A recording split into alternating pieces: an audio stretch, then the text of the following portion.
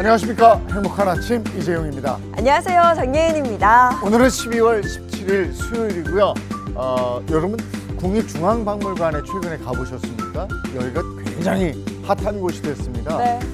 전 세계에서 네 번째로 많은 사람들이 찾는 박물관이 됐는데 루브르 박물관이나 바티칸 그리고 대형 박물관에 이어서 세계 네 번째로 찾는 건데 연간 600만 명 이상이 찾는다고 합니다. 네, 그렇습니다. 이 국립중앙박물관의 열기 덕분인지 지역 국립박물관의 관람객 수도 큰 폭으로 증가했다고 하는데요.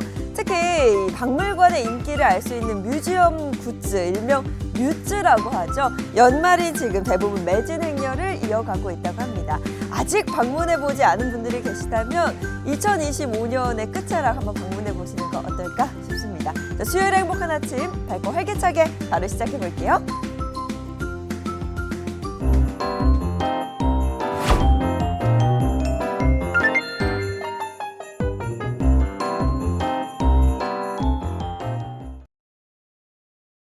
네, 수요일 아침에는 어떤 소식이 들어와 있을까요? 모닝픽부터 시작하겠습니다. 김성환 평론가와 함께하죠. 어서 오세요. 네, 안녕하세요. 안녕하세요. 네, 첫 번째 모닝픽 어떤 겁니까? 첫 번째 모닝픽 우체통에 넣으세요입니다. 우체통에 뭘 넣으라고 하는 건지 궁금한데요? 네, 궁금하시죠? 네. 편지? 최근에 편지. 근데 빨간 우체통 최근에 보신 적 있어요? 빨간색. 잘 못 봤어요. 그렇죠. 저도요. 거의 본 적 없죠. 왜냐하면 편지를 쓸 일도 없고 붙일 일도 별로 없으니까 뭐 전자우편으로 다 대신하는 시대가 돼버렸으니까요. 그래서 빨간 우체통이 2011년에 한 2만 1,000개 정도 됐다고 하는데요. 지금 한 9,000개 정도로 크게 줄었다고 합니다. 그러니까 빨간 우체통 역할도 좀 달라질 수밖에 없지 않을까 생각할 텐데요. 이건 많은 분들이 아실 거예요. 우체통에 길에서 주운 지갑이라든가 뭐 신용카드 이런 거 있으면 우체통에 넣으면 예. 주인을 네. 찾아주는 서비스 있을 수 있잖아요. 그러니까 그건 아실 텐데 이건 아마 모르실 거예요. 우체통에 폐의약품이나 일회용 커피 캡슐을 넣어서 분리배출도 가능하다고 합니다. 분리배출할 때 일회용 요즘 일회용 커피 캡슐 같은 거 네. 많이 사용하니까 그거 어디다 버려야 되지 고민하시는 분들이 있는데 그 서비스도 시작을 했는데요.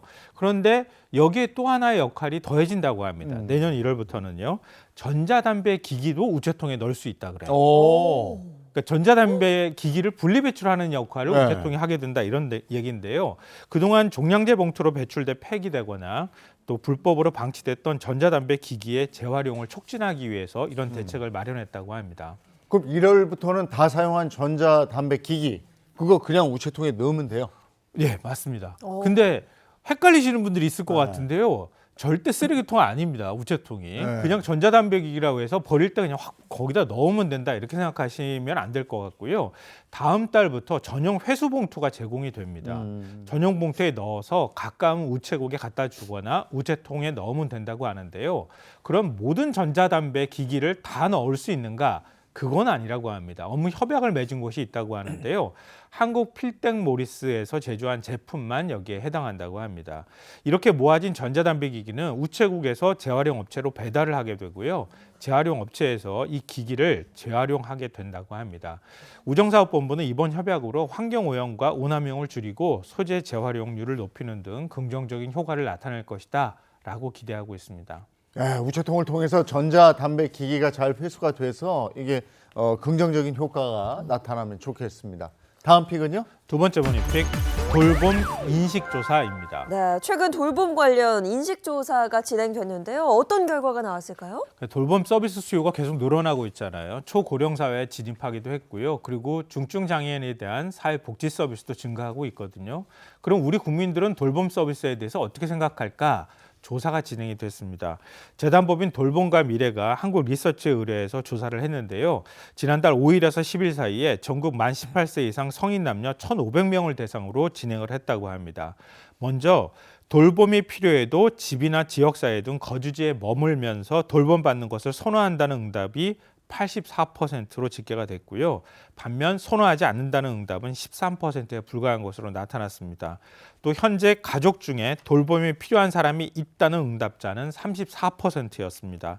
이들에게 돌봄 방식을 물어봤더니 본인이나 다른 가족이 직접 돌본다는 응답이 62%로 가장 많았고요. 공공 돌봄 서비스 이용은 23%, 시설 이용은 21%였다고 합니다. 네. 이외에 또 어떤 조사 결과가 있었습니까? 그러니까 방금 전에 제가 숫자들을 쭉 말씀드렸잖아요. 네. 그거를 들으시면서 우리 공공 돌봄 서비스가 굉장히 취약하구나 이런 생각을 하실 분들이 굉장히 많을 것 같습니다. 10명 가운데 8명 이상이 집에서 돌봄받기를 원하는데 실제로는 6명 정도밖에 돌봄받지 못하고 그것도 오롯이 가족들이 감당해야 될 몫이다. 힘들어할 수밖에 없는데요. 그래서 돌봄을 누가 책임져야 한다고 생각하는지도 물어봤습니다. 노인과 장애인 돌봄은 지방자치단체의 주요 책임이라는 인식에 응답자의 79%가 동의를 했고요. 지역사회 돌봄의 책임 주체 역시 중앙정부와 지방자치단체 협력 추진이 필요하다는 응답 비율이 57%로 가장 많았다고 합니다. 하지만 현재 기초자치단체가 정책과 인프라를 충분히 마련하고 있는지에 대한 평가에서는 충분하지 않다는 응답이 46%로 충분한다는 응답보다 높았고요. 준비가 부족하다고 응답한 평가자들은 가장 큰 비율로 예산 부족 문제를 꼽았다고 합니다. 또 지역사회 돌봄 정책에서 가장 시급한 분야로는 방문 간호, 방문 의료 등 보건 의료 연계와 집에서도 받을 수 있는 방문 돌봄 강화가 각각 48%로 높게 나타났습니다. 이 내년 3월 시행을 앞둔 돌봄 통합지원법 인지도도 높지 않았는데요. 법 시행 사실을 모른다는 응답이 54%에 달했다고 합니다. 이 법이 뭘까 궁금하신 분들이 있어서 간단하게 말씀드리면요. 내년 3월 말부터 시행되는 이 법은 65세 이상 노인과 중증 장애인에 대해서 지자체가 살던 집에서 체계적으로 돌봄을 할 수 있도록 통합 지원하는 내용을 담고 있습니다. 돌봄 수요가 있으신 가정에서는 한번 좀 관심 있게 지켜보시면 좋겠습니다. 근데 아직 돌봄 준비가 좀 부족하다 이렇게 느끼고 있는 분들이 네. 많으니까 네. 보완하고 실천할 대책을 좀 더 적극적으로 마련할 필요가 있겠습니다. 자, 다음 픽은요. 세 번째 모닝픽, 근육과 간을 지키려면입니다. 이건 저도 궁금한데요. 근육과 간을 지키려면 어떻게 해야 될까요? 저도 궁금합니다. 그래서 어떻게 해야 될 것 같으세요? 간이니까 뭐 술 안 마시고 그렇죠. 저 근육이니까 운동하고. 술 안 마시고 운동하기. 그렇죠. 간에 좋은 약도 네, 먹고 네, 프로틴도 먹고 네. 뭐 그러면 될 거라고 생각하시는데 그렇지 않습니다. 어? 더 좋은 방법이 있습니다. 뭘 것 같으세요? 제가 그걸 계속 질문 드리고 있는 건데요. 더 좋은 거? 더 좋은 거? 운동입니다. 운동. 그렇죠. 운동해야죠. 그 사실을 자꾸 우리가 까먹게 네. 되는데요. 운동하는 게 제일 좋습니다. 평상시에 건강 관리하는 게 제일 좋은 거잖아요. 근데 우리 자꾸 약에 의존하는 그런 경향을 보이는데요. 건강하게 나이 들기 위해서 운동이 중요하다는 사실이 국내 연구진의 연구를 통해서 다시 한번 확인이 됐습니다. 연구진은 미국 국립생물공학 정보센터에서 제공하는 근육과 혈액 데이터를 분석을 해서 노인의 근육과 혈액에서 바이글리칸의 양이 크게 감소해 있는 점을 확인했다고 합니다. 이 바이글리칸은 운동을 통해서 근육에서 생성되는 호르몬인데요. 근기능을 강화하고 체내 염증과 면역력을 조절할 뿐만 아니라 뇌기능 향상에도 중요한 역할을 담당하고 있다고 합니다. 이 젊은 쥐에 비해서 노화된 쥐는 혈액과 근육에서 바이글리칸의 양이 현저히 떨어지는 것을 확인한 연구진이 노화한 쥐에게 4개월 동안 운동을 시켰다고 합니다. 그랬더니 노화로 감소됐던 바이글리칸의 양이 다시 증가했고요. 근력과 근육 크기 등 근기능 또한 개선된 것으로 나타났다고 합니다. 아니 그러니까 운동이 근육에 좋은 건 우리가 알아요. 근데 이게 간에도 영향을 미쳐요? 네, 맞습니다. 이 바이글리칸은 간 건강에도 영향을 미치는 것으로 확인됐는데요. 이 바이글리칸이 간으로 이동을 해서 간세포 노화와 산화 스트레스를 완화하고 최종적으로 간에 지방이 쌓이는 것을 억제하는 것으로 나타났습니다. 이번 연구를 통해서 바이글리칸의 노화로 인한 근감소와 지방간을 동시에 완화하는 핵심 인자인 것이 확인이 됐는데요. 연구진은 이번 결과가 향후 항노화 연구와 노인성 만성 질환 예방 대책을 마련하는 데 중요한 과학적 근거가 될 것으로 전망하고 있습니다. 네, 운동 확실히 중요하네요. 네. 저희가 목요일에 실내에서 할 수 있는 운동 안내해드리잖아요. 그거 TV 보시면서 좀 하시면 훨씬 더 도움이 될 것 같습니다. 네. 자, 다음 픽은요. 네 번째 모닝픽, 빙판길에 나타난 시민 영웅입니다. 네, 이건 뭐 제목만 들어도 훈훈한 소식일 것 같은데요. 자세히 전해주시죠. 지난 4일 서울 밤 시간쯤이죠. 네. 서울이 거의 도로가 아수라장이 되는 일이 있었죠. 그때 폭설이 내렸잖아요. 그렇죠. 눈 내렸는데 제설 대책이 제대로 마련되지 않았다. 이런 뭐 원성을 듣기도 했었는데요. 바로 그때 경기도 남양주시 한 도로에서 임산부가 차량에 갇혀 복통을 호소하고 있다는 신고가 접수됐다고 합니다. 당시 도로는 폭설로 차량 정체가 아주 극심한 상태였고요. 출동한 경찰차의 사이렌 소리를 듣고 주변에 있는 차들이 조금씩 길을 터주기 시작했다고 합니다. 경찰이 겨우 신고 차량이 있는 데까지 접근을 할 수 있었는데요. 임산부는 그때 이미 도착할 때 4시간가량 차량에 고립된 상태였다고 아이고. 합니다. 그러니까 뭐 통증이 심한 상황이니까 운전을 하기 어렵잖아요. 그래서 경찰은 즉시 산모를 경찰차에 옮겨 태웠고요. 그럼 임산부 차량이 남게 되잖아요. 네. 그거는 다른 경찰관이 대신 운전하기로 했다고 합니다. 문제는 도로 곳곳이 막 얼어버린 상황이었잖아요. 눈이 막 꽝꽝 얼고 날씨가 굉장히 추웠기 때문에 후송이 쉽지가 않았어요. 심지어는 산모를 태운 경찰차가 빙판길에 계속 미끄러지면서 앞으로 나가지 못하는 상황이 발생한 겁니다. 이야, 그래서 그 이후에 이게 굉장히 어려운 상황인데 어떻게 됐습니까? 그 경찰차 스스로가 나갈 수가 없잖아요. 네. 경찰이라고 해서 딱히 뾰족한 수가 있는 게 아니니까 그때 이 상황을 지켜보던 시민 3명이 약속이나 한 듯이 경찰차 쪽으로 달려왔다고 합니다. 망설임 없이 경찰차 뒤에 붙어서 온 몸으로 차를 밀기 시작했는데요. 네. 시민들이 하나 둘 이렇게 구령을 하면서 힘을 보태니까 제자리에서 헛돌기만 하던 경찰차가 서서히 빙판길을 벗어나기 시작했습니다. 이 시민들의 선행은 여기서 끝나지 않았는데요. 경찰관이 운전하던 산모 차량이 또 있잖아요. 네. 이 같은 구간에서 계속 미끄러지니까 시민들이 다시 한번 달려가서 차량을 힘껏 밀어 올렸고 이 차량도 무사히 빠져나올 수 있었다고 합니다.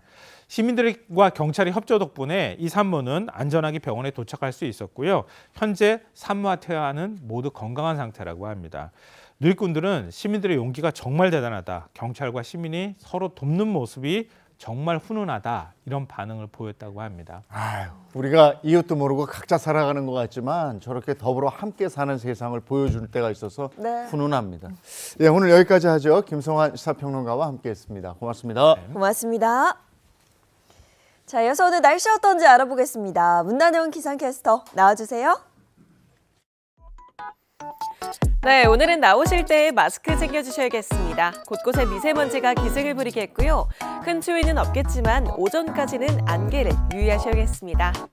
자세한 미세먼지 예보 보시면요. 서울과 경기, 충청과 대구는 먼지 농도가 나쁨 수준입니다. 그 밖에도 중부와 호남은 오전에, 영남은 오전부터 낮까지 한때 나쁨 수준을 보이겠습니다. 출근길 안개도 유의하셔야겠는데요. 오전까지 중부 내륙을 중심으로 가시거리 200m 미만의 짙은 안개가 끼겠습니다. 가시거리 유지하셔서 안전운전하시기 바랍니다. 흐렸던 하늘은 차차 맑아지겠습니다. 다만 동해안을 중심으로는 눈비가 지나는데요.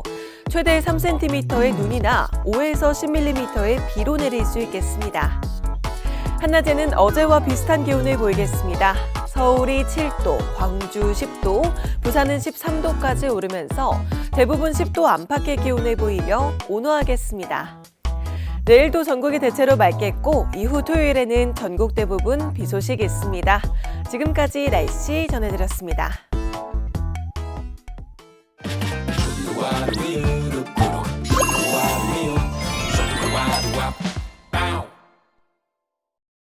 예전에는 한 해 농사라고까지 불리면서 집안의 큰 행사였습니다. 바로 김장인데 김장 하셨습니까? 올해는 추위가 좀 늦어지면서 김장도 늦어졌다고 그래요. 네, 그렇습니다. 늦어진 김장철, 그래서 더 특별한 김장 현장을 소개해 드리려고 하는데요. 김치 한 통으로 겨울을 견디는 분들의 배고픔과 외로움을 조금이라도 덜어주고 싶다는 분들이 있다고 합니다. 보기만 해도 군침이 돌고 또 절로 먹고 싶은 그런 김치와 함께 혼자서는 힘들고 함께 해야 가능한 일이라는 김장 봉사자분들 지금 바로 만나보시죠.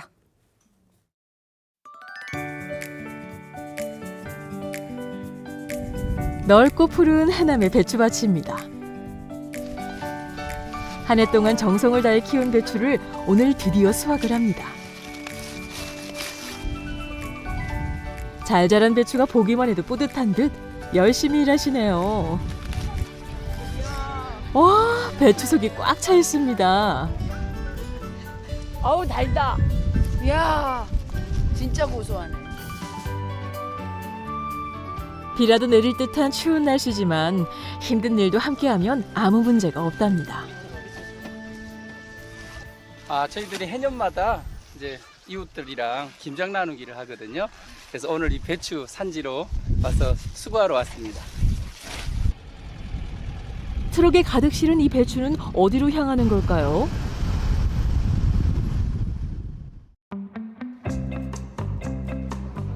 공주의 한 작은 텃밭 마을입니다. 배추가 너무 맛있게 생겼다. 진짜 맛있게 생겼다. 정직한 손길과 따뜻한 마음이 모이는 오늘의 김장터입니다. 김장의 깊은 맛은 바로 이 양념에서 시작됩니다. 지금부터 배추 고모리기 시작입니다. 고춧가루와 마늘, 젓갈과 생강이 조화롭게 어우러지며 겨울의 맛을 완성합니다. 양념으로 배추속을 채우고 또 채우고 양념 봉사분의 손길도 바쁘네요. 야, 맛있겠다. 빨갛게 버무린 배추속이 군침이 도네요.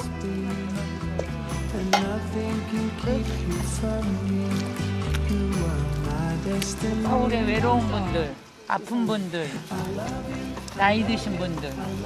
김치받고 얼마나 다들 좋아할지. 맛있게 됐어요. 한번 드셔보시겠어요? 맛이 어때요? 짱이네요, 짱. 군침이 도는 듯 서로 먹여주는 모습이 정겹네요. 이거 양념을 누가 만들었어?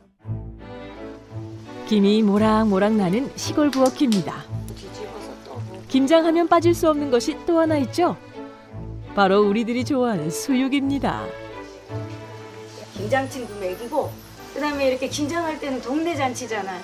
그래서 동네 분들도 모셔서 잘 익은 수육이 찰지게 썰립니다.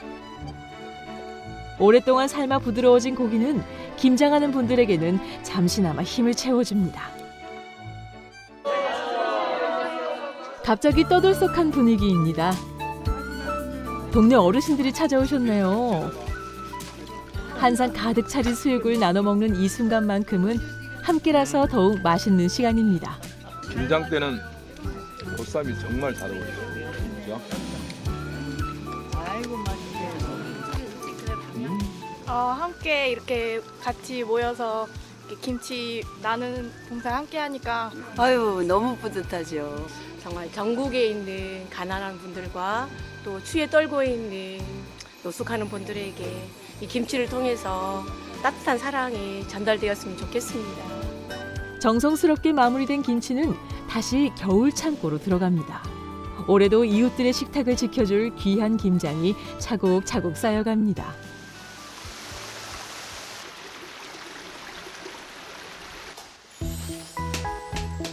봉사자들을 위해 준비된 뜨끈한 사골탕은 하루의 피로를 잊게 만드는 든든한 힘이 됩니다.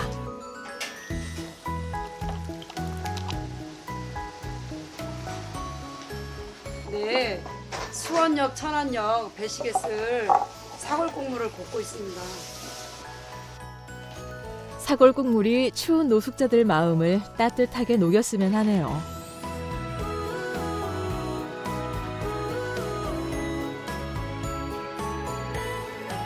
이곳 시골의 작은 교회에서 봉사하시는 분들은 매년 약 700여 곳의 단체와 가정에 김장 나눔을 실천하고 있답니다.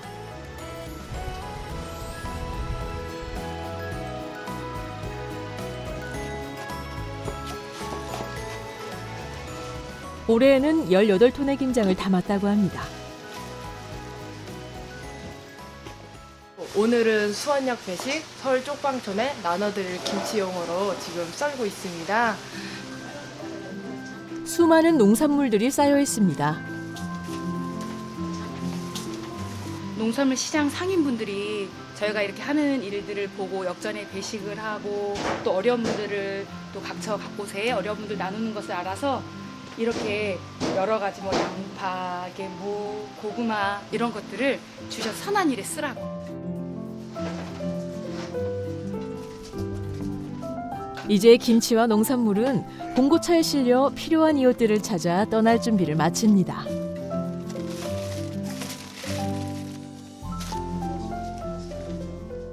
수원역에 도착해서 거기서 이제 노숙하시는 분들이나 할머니, 할아버지들 이렇게 식사하러 오시는 분들 가서 저녁 배식하러 갑니다.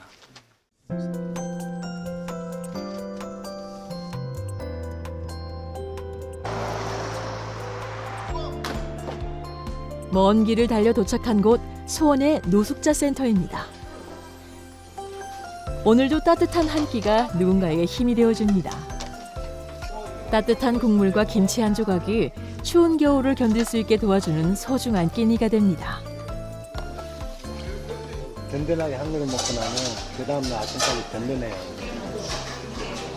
얼마나 감사한지 몰라요.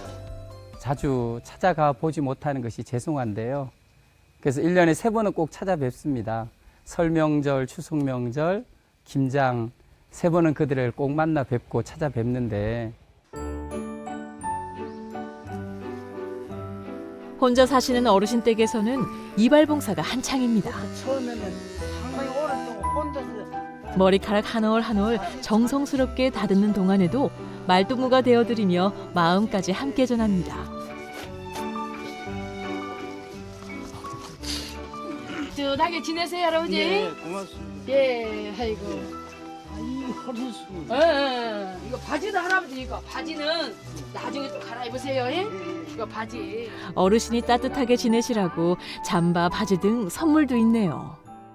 이제 이발도 해드리고 또 씻겨도 드리고 또 이제 어려운 부분들이 있으면 저희들이 도와도 드리고 그렇게 하고 있는 분이세요.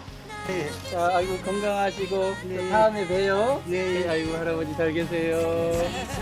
누군가에게는 당연하지 않은 하루 한 끼, 따뜻한 손길. 작지만 진심을 담은 나눔이 모여 겨울을 견디게 하는 큰 힘이 됩니다. 오늘의 김장이 누군가의 마음을 데워주길 바라며 행복한 아침은 계속됩니다.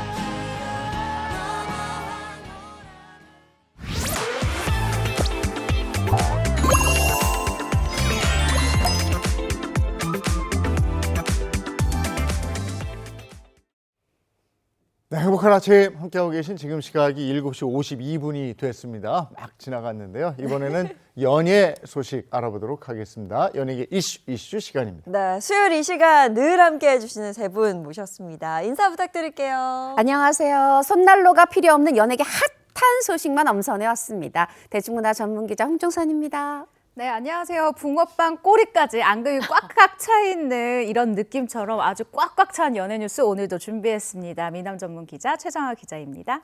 네, 안녕하세요. 매서운 겨울 감기보다 더 독한 연예계 덕후 박은영입니다. 네, 연예계 이슈 한 주간의 연예 단신부터 알아보도록 하겠습니다. 연예계 업 앤 다운부터 시작하죠. 네, 12월 셋째 주 업 앤 다운. 이번에는요, 업에는요 소녀시대의 첫 경사, 그리고 다운에는요 별들이 지다, 이 두 가지 키워드 선정됐습니다. 네, 그럼 기분 좋게 업 키워드부터 살펴보도록 하겠습니다. 자, 업 키워드 소녀시대 첫 경사인데요. 이거 보면 워낙 많은 분들이 기사를 통해 접하셨을 것 같긴 합니다. 네, 맞습니다. 언제나 소녀시대, 지금은 소녀시대, 영원한 소녀시대로 불리고 있는 이 걸그룹 소녀시대 중에 첫 품절녀 대열에 합류할 것 같은 멤버가 정해졌습니다. 바로 이름부터 반짝반짝 빛나는 티파니 씨인데요. 지난 13일이었습니다. 한 언론 매체의 보도로 티파니 씨가 내년 결혼을 앞두고 있다라는 소식이 전해지면서 눈길을 끌었죠. 특히 티파니 씨의 상대가 드라마 미생, 미스터 선샤인 등에서 개성 강한 연기를 보여준 배우 변요한 씨로 알려졌습니다. 결혼 예정 보도가 나간 후에 이 변요한 씨 소속사에서는 두 배우가 현재 결혼을 전제로 진지하게 교제 중인 것은 맞지만 아직 구체적으로 결혼식 일정이 정해진 것은 아니다라고 밝혔습니다. 아직 결혼이 확실시된 것은 아니지만 두 사람이 결혼을 전제로 한 시원한 이 열애 고백에 팬들도 두 팔 벌려 환영하고 있는 모습입니다. 네, 그럼 두 사람은 언제 만난 거예요? 네, 눈웃음이 예쁜 이 두 사람 지난해 공개됐죠. OTT 드라마 삼식이 삼촌에서 처음 만났다고 하는데요. 이 심지어 티파니 씨가요, 이 배우 활동 시작한 이후에 자기 연기 인생의 첫 키스신을 이 작품을 통해, 그것도 변요한 씨랑 했다는 거죠. 사실 여기서 이 변요한 씨가 수염을 길렀어요. 그래서 티파니 씨 표현을 빌리면 이게 완전히 액션씬 같았다, 그만큼 거칠고 격렬했다 이건데, 이걸 부정적으로 얘기한 게 아니라 인터뷰에서 어머 너무 뜨겁고 강렬했어요, 이런 소감을 남겼거든요. 드라마에서 시작됐던 이 인연이 찐사, 진짜 사랑으로 이어졌습니다. 네, 근데 두 사람 사귀는 것도 몰랐는데 결혼 발표가 나서, 그러니까 결혼을 하겠다 전제로 만나고 있던 발표에 정말 많은 분들이 깜짝 놀랐습니다. 근데 저희만 몰랐던 건가요? 혹시 관계자분들 알고 있었던 게 아닌가 싶기도 하고요. 관계자들 알았으면 바로 썼을 것으로 보여지는데 일단 저는 몰랐습니다. 일단 저는 몰랐고 사실 일부 팬들 사이에서는 올해 5월경부터 두 사람 만나는 거 아니야 라고 추측성 이 게시물이 올라오기 시작했는데요. 그 이유가 있었습니다. 원래 사랑은 감출 수가 없잖아요. 두 사람 역시 SNS에 올리는 게시물들이 동선도 묘하게 같고 아이템도 묘하게 같았었던 거예요. 예를 들면 두 사람은 예전부터 같은 디자인의 이 커플링을 착용하거나 같은 브랜드의 모자, 팔찌 등을 착용한 모습 등이 포착이 되기도 했고요. 또 와인바에서 찍힌 변요한 씨의 모습 지금 나오고 있는데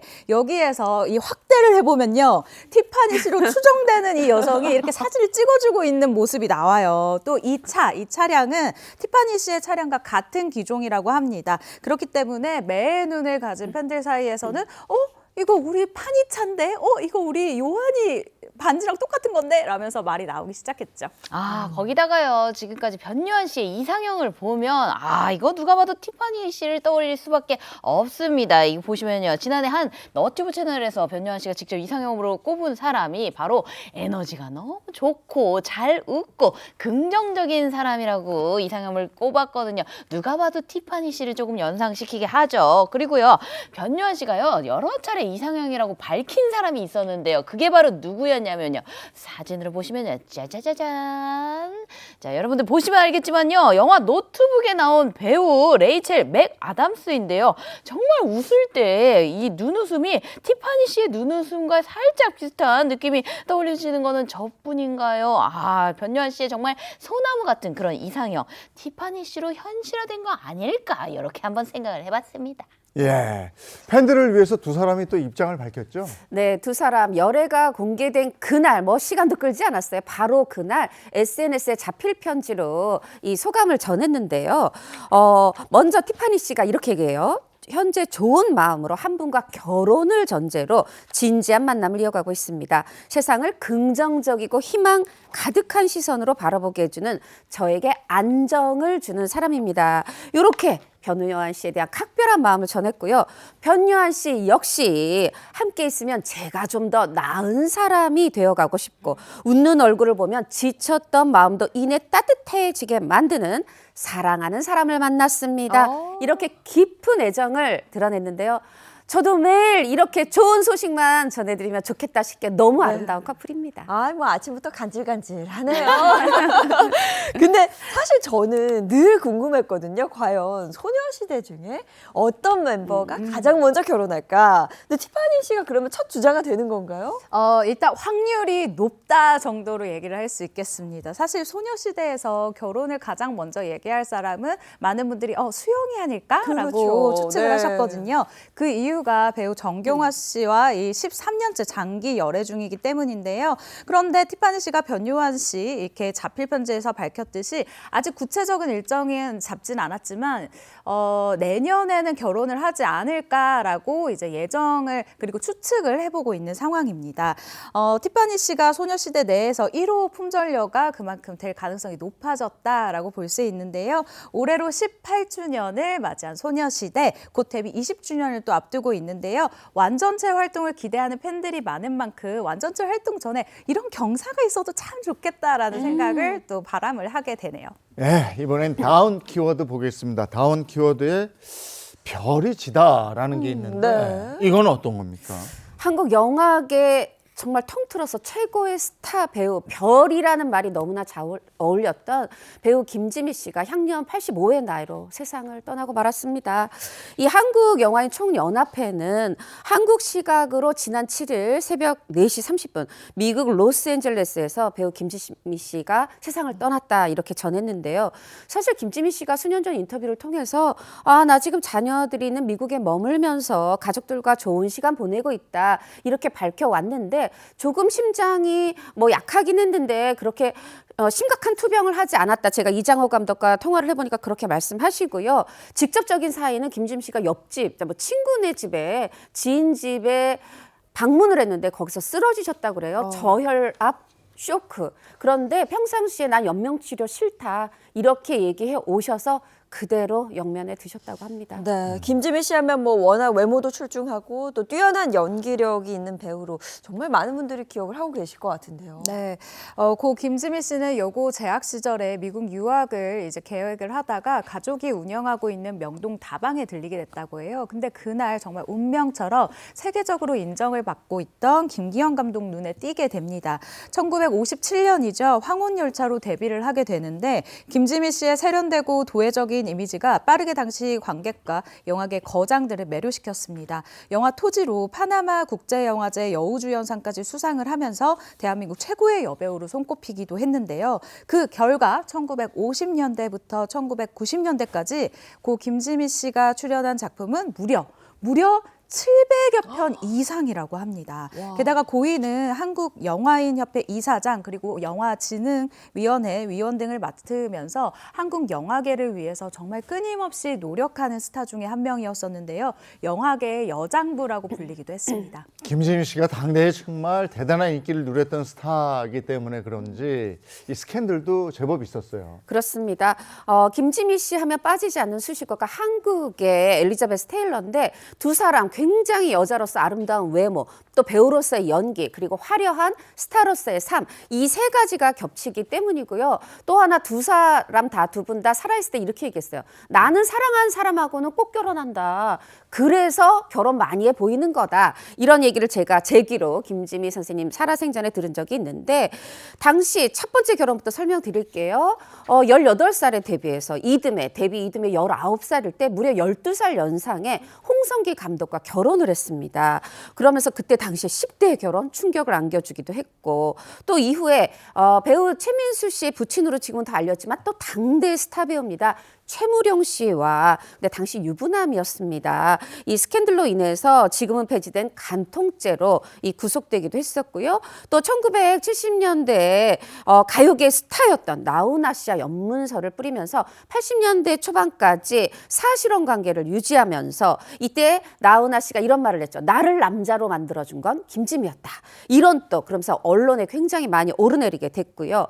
하지만 뭐 김지미 씨 사실 이런 스캔들로 인해서 내가 좀 어려움도 심적 고통도 겪었다 직접 말한 영상이 있거든요. 함께 만나보시죠. 근데 내가 다시 태어나면 배우는 안 해. 너무 힘들고 또 배우라는 게 자기 관리도 중요하고 또 주변 통솔도 잘해야 되고 모든 게 그 사회에 주는 자기의 행동 고치 뭐 이런 거가 다 반영이 되니까 너무 힘든다고. 그래서 저희 집안에서는 뭐 2세, 3세들 뭐 배우 온다고 그러고 뭐 나와서 그러는데 저는 절대로 반대해서 아무도 없어요. 현재로는. 이거는 요만하면은 이만하게 말이 많아지고 그냥 입에 오르내려야 되고 이러는 게 아주 몸소리가 날 정도로 그냥 막 싫어가지고 이거 내가 안 해야지 하는 생각도 들 때가 많았어요. 아닌 것도 만들어내 스캔들을. 그래서 나는 후배들한테도 당당하게만 해라. 책임져라. 그러면 된다. 나 그렇게 얘기하거든요. 네, 뭐 화려한 삶 속에서도 늘 당당했던 김지미 씨. 고인의 소식에 정말 많은 팬들이 안타까워했을 것 같은데요. 네, 그래서 지난 11일부터 14일까지 김지미 씨의 추모 공간이 따로 만들어졌습니다. 이곳에서 팬들과 시민들이 오가며 고 김지미 씨를 추모하는 이런 분위기를 만들기도 했었는데요. 가는 길을 끝까지 배웅을 했었던 거죠. 문화체육관광부 역시 문화예술계에서 1등급 훈장에 해당하는 금관 문화훈장을 추서할 계획이다라고 이 고인이 한국영화계에 기여한 공로를 인정하기도 했습니다. 네, 다음 키워드 별들이 지다. 김지미 씨 외에 또 다른 스타가 있죠?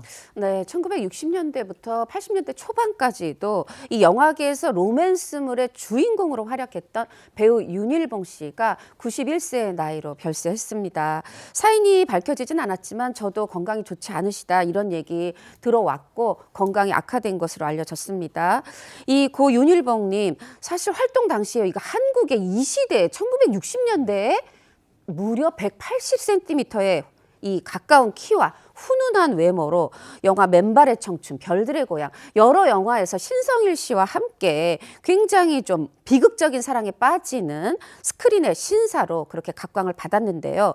현역 시절에는 이런 좋은 연기로 나무, 조연상 시작해서 주연상까지 받고 또 불과 2012년에 은간문화훈장 받고 또 4년 전에는 한국 영화인 평론가들이 평론가협회에서 주는 공로상도 받았습니다. 사실 이제 활동할 때에도 이 영화진흥공사 사장도 지냈었고 이후에는 영화진흥위원회 위원도 이렇게 하면서 연기뿐만 아니라 이런 한국 영화계를 이끈 산 증인으로 그렇게 좋은 역할 많이 하시던 분이었죠. 네, 그리고 고 윤일봉 씨의 가족들도 굉장히 유명한 스타 집안이죠. 네, 그렇습니다. 우선 배우 유동근 씨의 매형으로 알려져 있습니다. 지난해 세상을 떠난 유동근 씨의 누나가 고인의 아내였는데요. 그리고 두 사람의 딸이 발레 무용가인 윤혜진 씨입니다. 윤혜진 씨는 또 엄태웅 씨와 또 결혼을 했잖아요. 지난 12일이죠. 이 엄태웅 씨의 아내이자 고인의 딸인 윤혜진 씨 SNS를 통해서 아버지 장례를 무사히 마치고 돌아왔다. 위로의 말들, 댓글과 DM들 하나도 빠짐없이 잘 읽었고 큰 힘이 되었다라면서 이 아버지를 떠나보내는 먹먹한 심경을 전하기도 했습니다. 또한 이 사돈관계인 엄정화 씨 역시 지난 8일입니다. SNS에 고 윤일봉 씨의 젊은 시절 사진을 올리며 추모의 뜻을 밝히기도 했죠.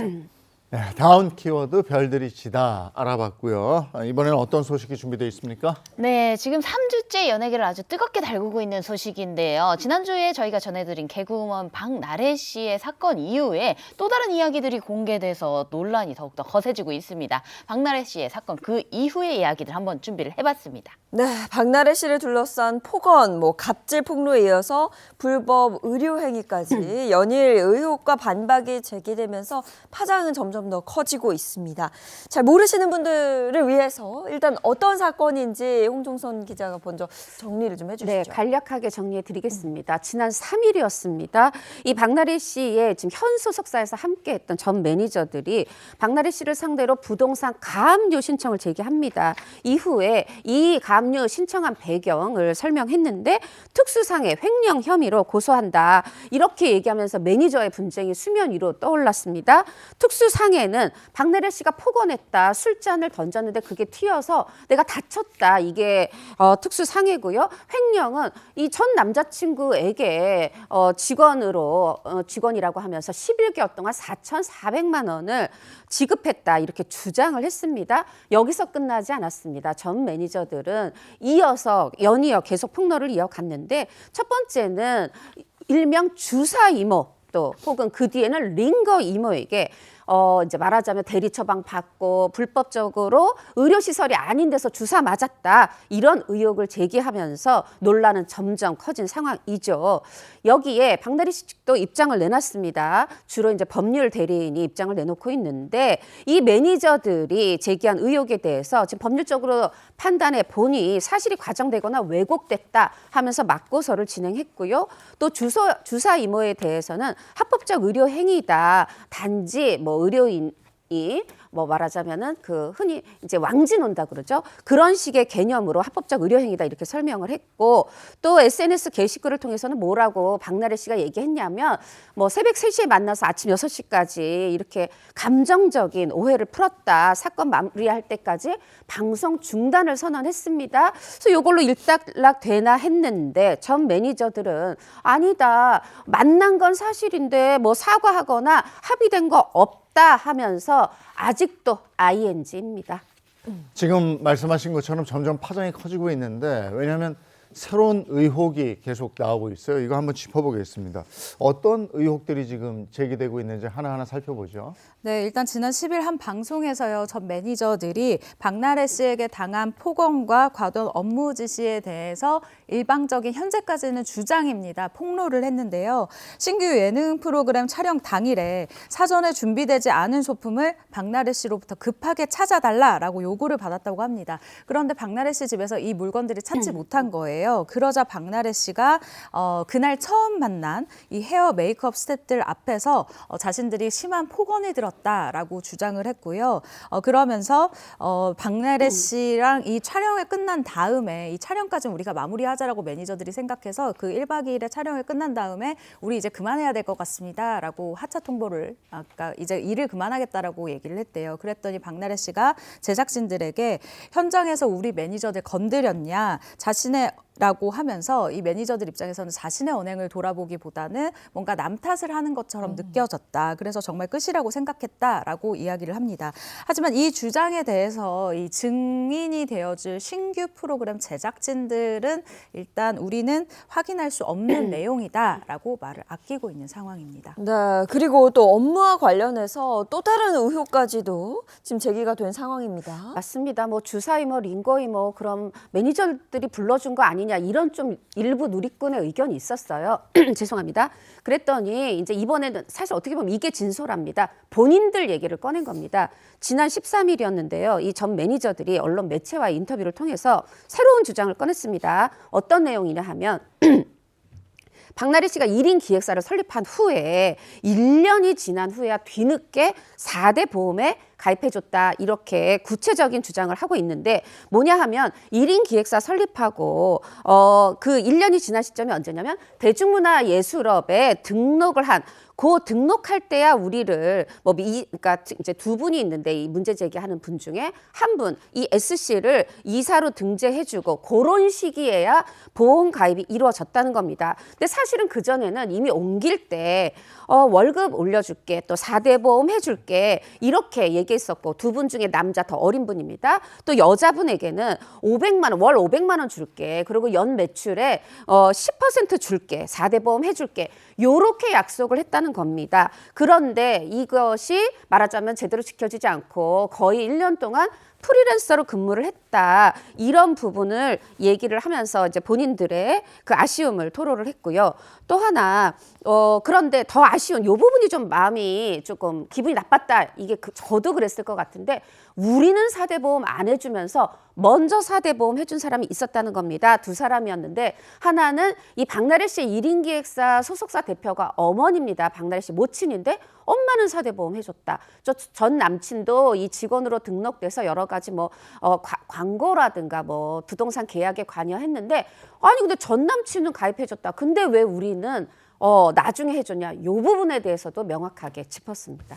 특히 또 이번 사건에서 쟁점으로 떠올랐던 게 불법 의료 행위가 있었느냐 이런 부분인데 이에 대해서도 또 새로운 의혹이 제기됐다고요? 네, 일단 이 주사이모에 대한 의혹인데요. 한 너튜브 채널에서 이 주사이모가 과거 서울 인근 피부 클리닉에서 속눈썹을 붙이는 시술을 담당한 인물이었다라는 주장이 나온 겁니다. 아직까지는 이 인물에 대해 정확하게 밝혀진 게 없는 상황인데요. 다만 이 의사협회 그리고 간호사협회 등에서 보유하고 있는 이 내부 DB 이 정보에 따르면 일단 국내 의료인 면허 소지자는 아닌 것으로 추정된다라고 입을 모으고 있습니다. 그렇기 때문에 의료법 위반 가능성에 이 무게가 더욱더 실리고 있는 상황이고요. 특히 이 주사이모의 정찰을 박나래 씨가 사전에 인지를 했느냐 인지하지 않았느냐에 따라서 법적 책임의 경중이 달라집니다. 이 부분이 가장 중요하기도 한데요. 전문가의 의견 함께 들어보시죠. 의료법에 따라 무면허, 무자격자의 의료행위는 엄격하게 금지되고 있습니다. 5년 이하의 징역이나 5천만 원 이하의 벌금에 처해질 수 있는 상황인데요. 특히 영리 목적으로 이 불법 시술을 반복해서 행했다면 처벌 수위는 더욱 높아질 수도 있습니다. 무자격자의 의료 행위를 알고도 받았는지 모르고 받았는지는 처벌을 가르는 굉장히 중요한 단서가 됩니다. 의료법에 따르면 무자격자의 의료 행위만 처벌을 하고 있고 이 무자격자로부터 진료를 받은 환자를 처벌하는 직접적인 규정은 없습니다. 다만 환자도 무자격자에게 적극적으로 이 의료 행위를 해달라고 요구했다거나 아니면 무자격자임을 이미 인지하고도 여러 차례 이런 시술을 받았다고 한다면 공범으로서 처벌될 가능성이 높습니다.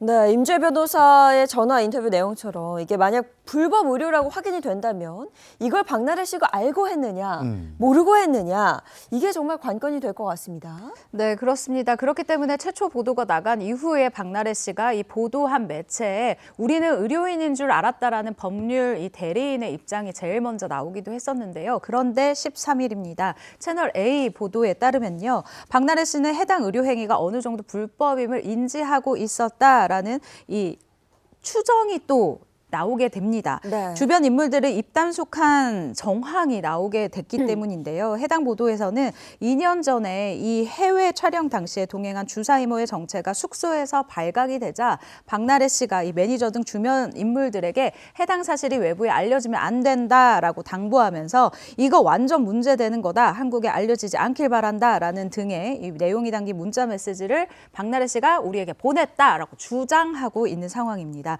전 매니저 측은 박나래 씨가 이러한 사항을 봤을 때 이미 불법 행위라는 것을 인지하고 있었다라고 주장하는 상황이죠. 네, 여기에 대해서 전 매니저들이 그러니까 말하자면 지금 사건의 핵심을 정확히 알고 있어 보입니다. 박나래 씨가 알고 있었을 그 정황에 대해서 계속해서 주장하고 있는 건데요. 그 전 매니저들의 주장에 따르면은 자신들이 약을 전달하지 않자 박나래 씨가 아니 이것도 아티스트 케어인데 왜 주지 않느냐. 이미 한 번 받은 이상 너희도 벗어날 수 없다. 앞으로 일을 못할 수도 있다. 이런 문자 메시지를 보냈다고 주장하면서 요 자료를 경찰에 제출했다 이렇게 주장하고 있습니다. 그리고 이번에는 문자는 아니고 말인데 이 전 매니저 주장에 따르면 대리 처방 사실이 알려지면 우리 같이 죽는 거다. 이런 말을 지속적으로 했다 이렇게 주장하고 있습니다. 만약에 이러한 말 아니 혹은 이 문자가 정말 경찰에 증거 제출이 됐고 이게 정말 증거로 인정이 되면 이게 박나래 씨가 알았느냐 알지 못했느냐의 굉장히 그 판단에 중요한 관건이 될 것 같습니다. 근데 박나래 씨뿐이 아니고 이 주사 이모를 알고 지냈다 또는 뭐 주사 이모의 시술을 받았다 이런 네. 스타들 얘기가 나오면서 연예계가 발칵 뒤집혔는데 어떤 스타들이 어디까지 거론이 된 거예요? 네, 정확하십니다. 이 주사이모 게이트가 열리게 되는 거 아니냐라는 이 불안감이 증폭되고 있는데 사실 가장 먼저 언급된 것은 정재영 씨였습니다. 가수 정재영 씨 같은 경우에는 과거 한 예능에 박나래 씨와 함께 출연을 해서 나도 링거 예약해달라. 그러니까 박나래 씨가 이렇게 대답을 하는 듯한 이 방송이 나간 적이 있었어요. 또 샤이니 멤버 온유 씨 또한 주사 이모와 친분이 있는 듯한 이 사인 문구가 발견돼서 이거 좀 친한 사이 아니냐라는 말이 나오기 시작한 건데요. 이에 정재영 씨와 온유 씨가 각각 10일 그리고 11일에 소속사를 통해서 이러한 의혹을 일축시켰습니다.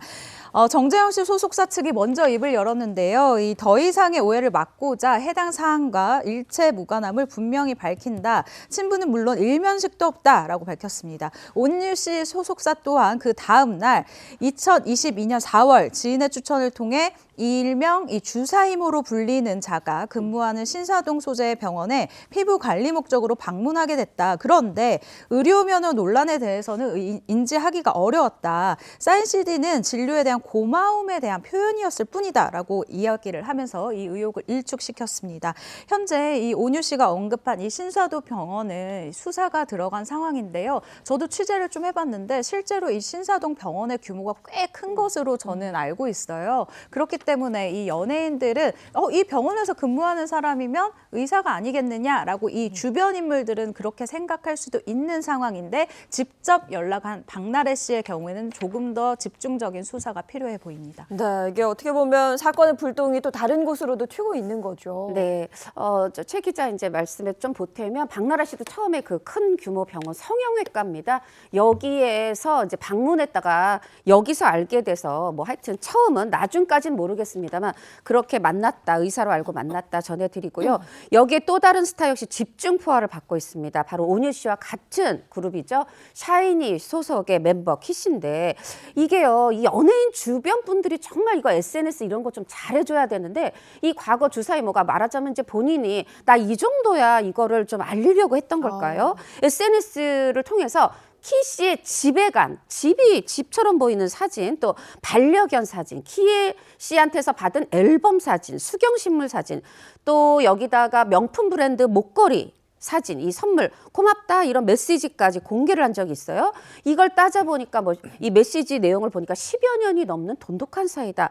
이렇게 되다 보니까 지금 누리꾼들은 예전에는 아, 키씨가 그냥 선물 많이 하고 아, 두 사람이 좀 친한가 보다 이렇게 생각했을 텐데 이제는 입장 내놔야 되는 거 아니냐 이렇게 궁지로 몰리는 상황인데 키씨가 뭐 일부러는 아니지만 지금 미국 투어 일정이 있어서 출국한 상황인데 사실 지금 글로벌이죠. 세계가 하나라 좀 입장이 나와야 될 것 같은데 나오지 않으면서 논란이 지속되고 있습니다.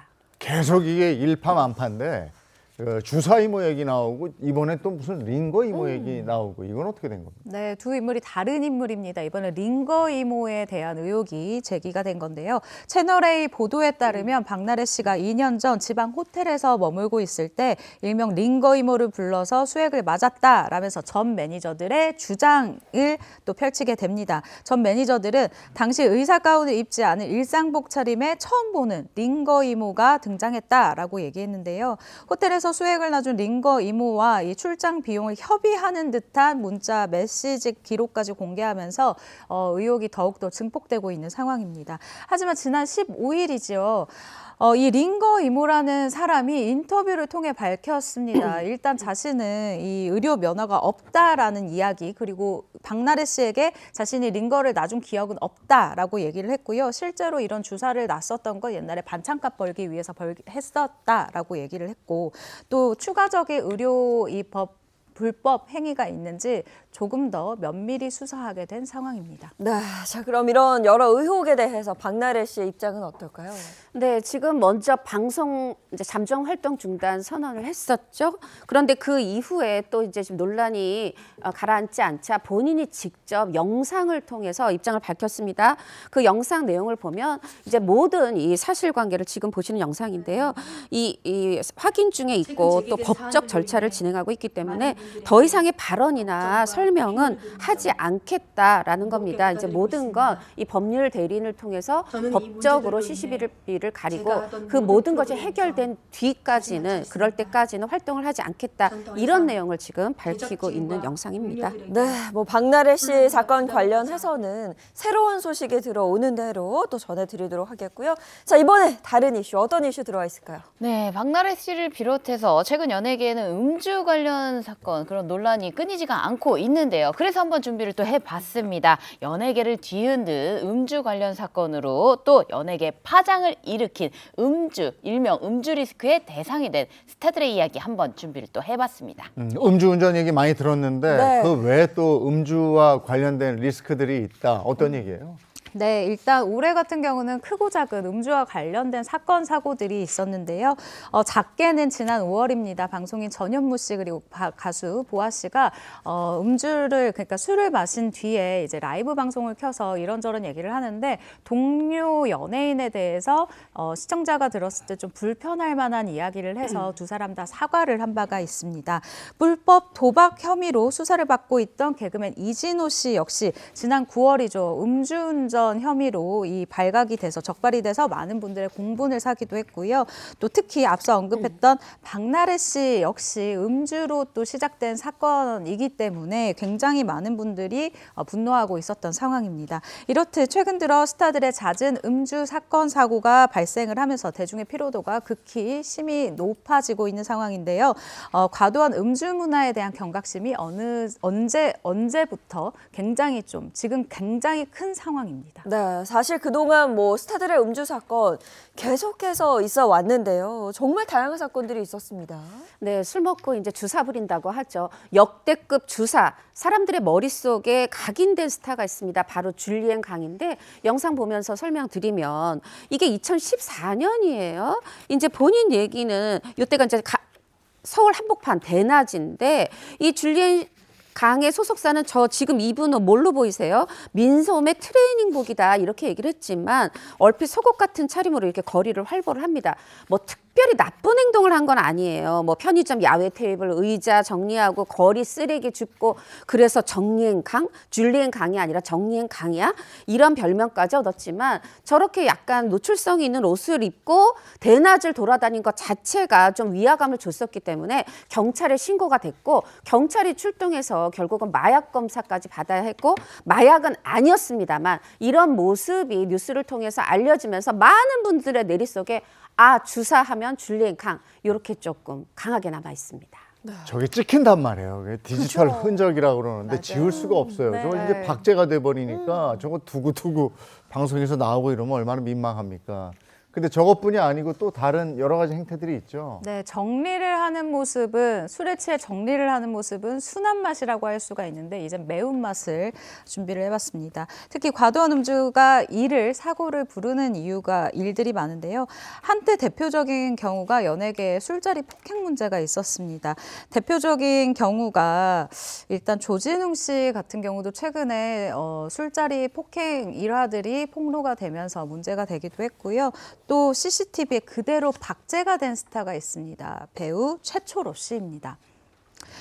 2010년 영상인데요. 당시 최초로 씨가 거리에서 만취된 상황이죠. 근데 여자 연기자 지망생을 폭행하는 CCTV가 고스란히 담겼습니다. 후배를 발로 걷어차고 땅바닥에 주저앉히는 모습이 모두 공개가 돼서 당시 많은 분들이 충격을 받았었는데 하지만 그 후에 대처가 굉장히 아쉬웠습니다. 술자리 폭행 사건을 확인하는 기자의 전화에 최초로 씨가 그런 사실이 없다라고 거짓말을 한 것이기 때문인데요. 하지만 당시 한 언론사에서 방금 이 영상이죠. 이 술자리 폭행 영상이 담긴 CCTV를 공개하면서 최초로 씨는 출연 중이던 드라마 동의의 이 홈페이지에 사과를 올리기도 하고요. 그리고 2차로 기자회견까지 열어서 용서를 빌기도 했습니다. 네, 술자리 폭행 말도 안 되죠. 절대 있어서는 안 되는 일이고요. 자, 그리고 또 하나 역대급 주사 사건이라고 하면 아무래도 가장 많이 본 게 음주 운전 그 사건이 아닐까 싶습니다. 네, 맞습니다. 연예계에서 음주 관련 사건이라고 하면 대부분은 음주 운전을 떠올리실 텐데요. 그래도 국민 정서상 음주 운전을 하고 진짜 진심으로 반성을 하고 자숙 기간을 충분히 거치면 사람들이 그래 복귀는 그래도 알았다. 너의 능력에 따라 네가 한번 책임져 봐라. 이렇게 하는 분위기였는데 여러분 음주운전에 붙어서는 안 될 게 있습니다. 첫 번째로는 거짓말이 붙으면 안 되고요. 또 두 번째로는 사건 축소가 붙으면 안 됩니다. 근데 개인적으로 이 부분은 참 이 이후에 스타의 발언이 참 아쉬운 문제였다라고 하는 게 클릭비 김상혁 씨 사례였는데요.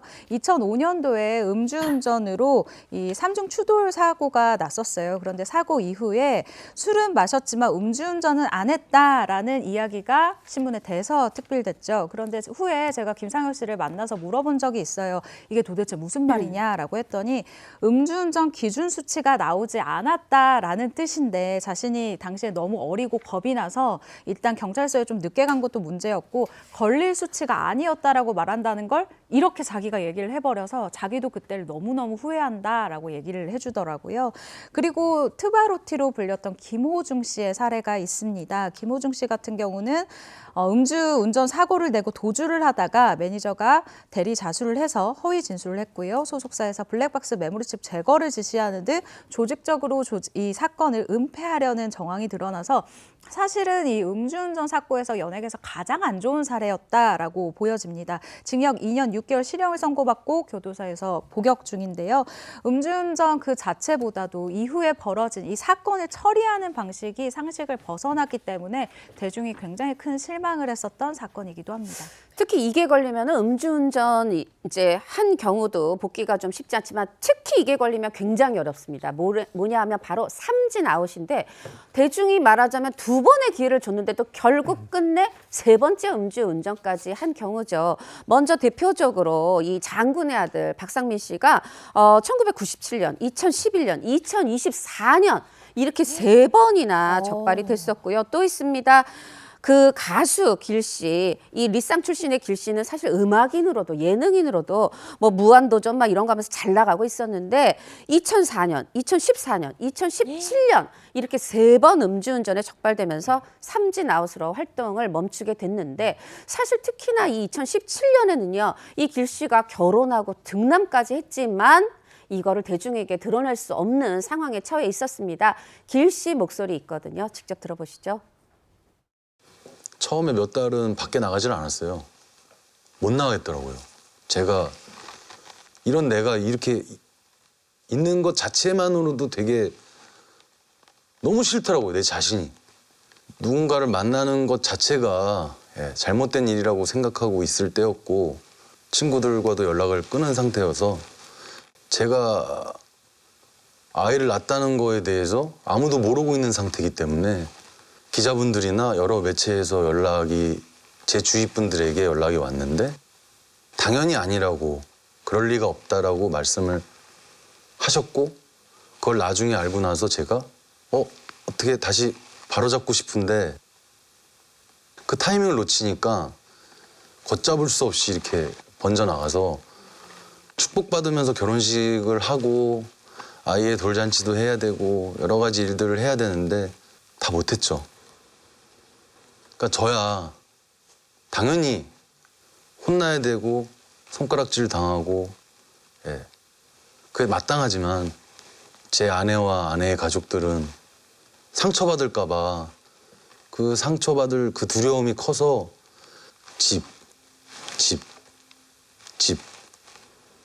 계속 감추면서 살았던 것 같아요.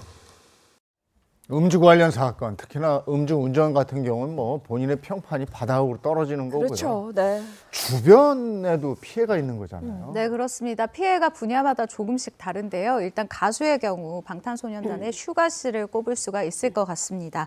슈가 씨는요, 사회복무요원으로 이 대체 복무를 하던 중에 술을 마시고 전동 스쿠터를 지금 영상과 같이 몰고 있다가 넘어집니다. 이 넘어지는데 이때 술을 마시고 이 전동 스쿠터를 이렇게 몰던 이 모습이 이렇게 딱 포착이 되는 바람에 그리고 하필 이 뒤에 나오던 분들이 경찰이었어요. 그래서 바로 현장에서 잡혔었던 거예요. 그러면서 면허 처분 등을 받은 사실이 밝혀지며 논란이 됐는데요. 이때 팬들이 싸늘하게 돌아서면서 이 소속사 앞으로 처음으로 방탄소년단 팬덤에선 처음으로 슈가씨를 탈퇴를 시켜라, 이제 그만해라라는 이런 시위, 이런 목소리가 나오기도 했습니다. 배우의 경우에는 조금 더 다른 문제가 있는데요. 현재 출연하는 작품까지, 그러니까 미래에 예정되어 있는 작품까지 다 문제를 끼치는 상황입니다. 실제로 2022년이죠. 고 김세론 씨가 음주 상태로 운전을 하다가 가드레일과 변압기 등을 들이받는 사고를 내고 도주를 해서 드라마에서 하차를 해야 했습니다. 게다가 촬영 후에 개봉을 앞둔 영화 역시 일정의 차질을 빚을 수밖에 없었죠. 그리고 또 스타들이 광고 모델들을 많이 하니까 기업에도 이게 또 피해가 있는 거 아니에요? 그렇습니다. 이 광고 모델로 기용을 한 기업 역시 이 음주 리스크에서 벗어날 수가 없는데요. 이런 상황을 대비하기 위해서 사실 계약서에 써놓기는 해요. 문제 발생 시 위약금을 문다라는 부분인데 사실 이게 법적으로 굉장히 다툴 여지가 많은 부분이기도 하고요. 일예로 2016년입니다. 배우 윤재문 씨가 3번째 음주 운전으로 적발됐을 당시에 마침 윤재문 씨가 광고 모델로 활동하던 브랜드가 하필이면 또 숙취 해소 음료였어요. 당시 소식을 접한 누리꾼들이 윤지문 씨의 이 광고 속 대사를 사용하면서 댓글로 조롱과 비난을 서슴지 않았는데 이런 경우에는 내가 음주운전을 했으니까 배우가 이미지 타격을 입는 건 어쩌면 당연한 일입니다. 그런데 이 배우를 믿고 기용한 이 기업 입장에서는 우리가 정성스럽게 만들어 놓은 이 영상까지도 조롱을 당하게 생겼으니 이 부분은 굉장히 속상하잖아요. 그렇기 때문에 음주 리스크를 따질 수밖에 없고 또 계약서 역시 요즘은 굉장히 세세하게 쓰고 있는 추세로 바뀌었습니다. 네, 그리고 특히 이 음주 사건, 스타들의 음주 사건의 특징 중에 하나가 어떻게 그 당시에는 넘어갔다 하더라도 이게 언젠가는 꼭 다시 또 떠오르더라고요. 맞습니다. 음주 관련 사건으로 뒤늦게 또 파묘가 된 대표적인 스타 두 분이 계시죠. 연기면 연기, 입담이면 입담, 만능 엔터테이너였던 그 조영기 씨, 거기에다가 또 이 달인, 감초 연기의 달인인 이면식 씨, 이 두 분이 대표적이라고 할 수 있는데요. 뒤늦게 또 이 기록들이 언급이 돼서 충격을 안겨줬던 스타들이었죠. 먼저 조영기 씨 얘기해 볼까요? 네, 배우 조영기 씨가 저지른 음주 사건은 사실 명백한 피해자, 그것도 사망한 피해자가 있는 사건인 만큼 굉장히 엄중하게 다뤄야 하는 사건이라는 점 미리 말씀드리면서 얘기 시작하겠습니다. 1991년이었습니다. 조영기 씨가 음주 상태에서 운전을 하다가 30대 여성을 치어 숨지게 하는 사건이 일어났습니다. 여기가 자유로였는데 이때 이 조영기 씨가 결코 피해자 또 유족에게 결코 용서받을 수 없는 일을 저지르고 맙니다. 피해자 시신을 도로 옆 숲에 유기한 후에 도망친 겁니다. 조영기 씨 결국 차량에서 잠을 자다가 적발됐고 체포됐고 당시 대법원까지 가서 징역 5년 선고받았는데 사람이 사망인데 참 약하죠. 그것도 2년 만에 가석방이 됐고 그런데 더더욱 놀라운 건 이 사건이 조용히 묻혀서 조영기 씨가 20년 넘게 계속 배우 활동 예능을 합니다. 그러다가 이 사건이 다시 수면 위로 끌어올려지면서 음주운전, 거기다 시신 유기까지 이 엄청난 불명예와 함께 2017년부터 우리가 방송에서 볼 수 없게 됐습니다. 그런데 지난해 조영기 씨가 이 한 행사에서 자신이 TV에 나오지 않는 이유에 대해서 말을 하는데 해명이 아니라 변명, 거짓 변명으로 이걸 하면서 다시 또 한 번 문매를 맞고 있는데요. 대체 무슨 얘기를 했길래 상황이 이렇게 된 건지 직접 들어보시죠. 사실은 텔레비전에 나올 기회가 점점 줄어들고 애들 프로밖에 안 만들어. 상감, 임금은 영종조 빼놓고는 다 애들이 해. 그래서 영의정이 보통 50달 먹은 놈이 해요. 그럼 그 밑에서 조영기가 정이품을 하겠어요? 정삼품을 하겠어요? 자연이 까이는 겁니다. 네. 이 소재가 다양해져서 텔레비전에 내가 나왔으면 정말 좋겠네. 이게 되기를 진심으로 바라면서. 네. 사실 이제 조영기 씨가 자신이 방송에 나오지 못한 이유를 최근 방송가의 트렌드라고 설명을 하고 있잖아요. 그런데 앞서 설명드린 것처럼 본인이 저지른 잘못, 이 음주운전과 시신 유기 이 부분이 드러나면서 뒤늦게나마 드러나면서 방송에서 모습을 볼 수 없었던 건데 이것에 대해서 사과라든가 설명이라든가 이런 거 없이 남 탓, 트렌드 얘기 물론 저 자리에서 재밌게 하려고 그랬는지 모르겠습니다만 정말 본인이 TV로 정말 복귀하고 싶다면 늦게라도 복귀하고 싶다면 먼저 진심 어린 사과와 반성이 앞서야 된다. 그런 말씀을 드리고 싶습니다. 네. 그렇다면 이면식 씨는 음주 사건과 관련해서 어떤 일이 있었던 거죠? 네, 과거 예능 프로그램에서 자신이 총 7차례 음주운전 적발 전력이 있다라고 스스럼없이 밝히기도 했는데요. 사실 이게 당시 사회 분위기에서는 예를 들면 우리 술 한잔하고 바로 바다 보러 쐈잖아 운전하고 그러니까 이런 이야기를 예능에서 할 수 있었던 시대였습니다. 지금은 상상도 할 수 없고요. 그렇기 때문에 당시엔 크게 문제가 되지 않았었던 것으로 보여지는데 하지만 당시 그중 한 번의 사고가 행인에게 중상을 입힌 사고였습니다. 이 사고 발생 1년 뒤에 무면허 상태로 음주운전을 한 것이 적발이 된 건데요. 이후 이면식 씨 역시 이러한 음주운전 전과가 뒤늦게 조명이 되면서 2018년 이후 작품에서 볼 수 없게 됐습니다. 이면식 씨는 최근에 전원 생활을 즐기고 있는 것으로 이제 전해지기도 했는데요. 오랜 연기 경력이 음주 리스크라는 불명예로 끝나지 않으려면 언젠가는 마이크가 왔을 때 이에 대한 적절한 사과와 해명이 필요한 것으로 보여집니다. 연말이 되면 이제 술 마실 일이 더 많아요. 네, 맞습니다. 연예계 사건 사고를 통해서도 우리가 느끼잖아요. 저거 절대 안 되는 거거든요. 네. 큰일 납니다. 큰일 납니다. 나는 물론이고 다른 사람에게도 피해를 주니까 절대 삼가하시고 절제하시고 이렇게 해야 되겠습니다. 연예계에도 이런 사건 사고 더 이상 보지 않았으면 좋겠는데 자꾸 반복이 됩니다. 자, 오늘 여기까지 하겠습니다. 고맙습니다. 고맙습니다. 자, 이어서 오늘 날씨 어떤지 알아보겠습니다. 문단영 기상캐스터 날씨 전해주세요. 네, 오늘 아침은 어제와 비슷한 추위입니다. 영상권으로 출발하면서 종일 큰 추위는 없겠는데요. 다만 중부지방 곳곳으로는 먼지 농도가 짙어서 눈이 따갑거나 목이 칼칼할 수 있겠습니다. 마스크 착용해 주시면 좋습니다. 자세한 미세먼지 예보 보시면요. 서울과 경기, 충북과 대구를 중심으로는 종일 미세먼지 농도 나쁨 수준입니다. 그 밖에 중부와 호남은 오전에, 영남 지역은 오전부터 낮 사이에 한때 농도가 탁하겠습니다. 출근길 안개도 유의하셔야겠는데요. 중부 내륙을 중심으로는 오전까지 가시거리 200m 미만으로 짙은 안개가 끼겠습니다. 가시거리 유의하셔서 안전운전 하시기 바랍니다. 흐렸던 하늘은 차차 맑아지겠는데요. 다만 동해안을 중심으로는 눈비 소식이 있습니다. 최대 3cm의 눈 정도나 5에서 10mm 정도의 비가 내릴 수 있겠습니다. 한낮에는 어제와 비슷한 기온을 보이겠습니다. 서울이 한낮에 7도, 광주 10도, 부산은 13도까지 올라서 전국 대부분 10도 안팎의 기온을 보이며 겨울치고는 온화하겠습니다. 내일도 전국이 대체로 맑겠고요. 토요일에는 전국 대부분 비 소식 들어있습니다. 지금까지 날씨 전해드렸습니다. 오늘 아침에 올 때 보니까 뿌옇고 네. 안개가 좀 이렇게 많이 내린 것 같고 그렇더라고요. 맞습니다. 오늘 아침에 안개 있었고요. 뿐만 아니라 오늘도 미세먼지도 말썽이라고 하는데요. 외출하실 때는 미세먼지 차단용 마스크 꼭 챙기시는 게 좋겠습니다. 좋은 하루 보내시고요. 저희는 내일 아침 7시 30분에 돌아올게요. 행복한 아침, 행복한 하루 되십시오. 고맙습니다. 고맙습니다.